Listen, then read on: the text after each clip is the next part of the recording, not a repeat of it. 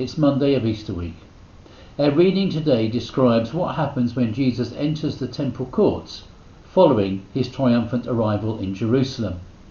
It is a time of great celebration. The festival of Passover commemorates God's goodness to the people of Israel, setting them free from slavery in Egypt and leading them to the Promised Land. They have been encouraged to celebrate this down the years, and celebrate it they do. When Jesus arrives at the temple, there is celebration, but there's also exploitation. The poor are being asked to exchange their money for temple taxes in order to buy animals for sacrifice. It is hardly the kind of justice and righteousness that the Old Testament speaks of, particularly in passages like Micah 6:8 and Amos 5. Let's read the verses 45 to 48 and see what happens. When Jesus entered the temple courts, he began to drive out those who were selling.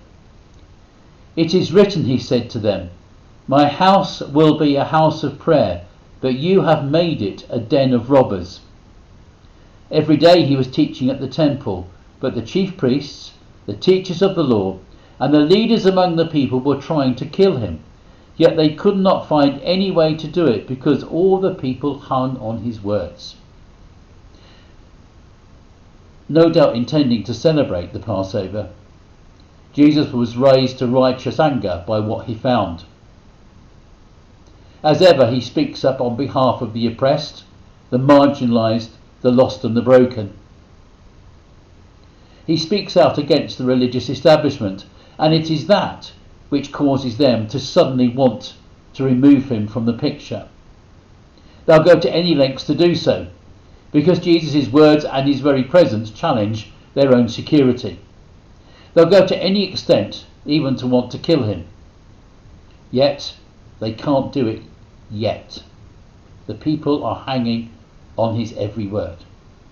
He's there not just to celebrate, but also to teach. And throughout this week, we will follow his teaching.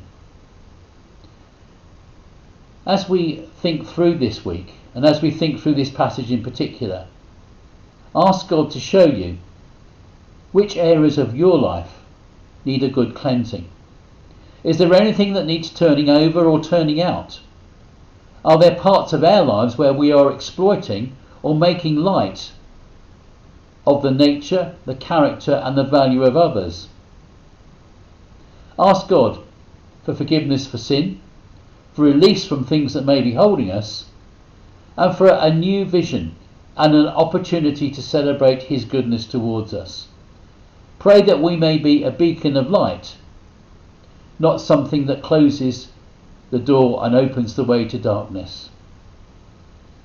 Let us hear and discover the good news through these days as we listen and as we follow Jesus' teaching.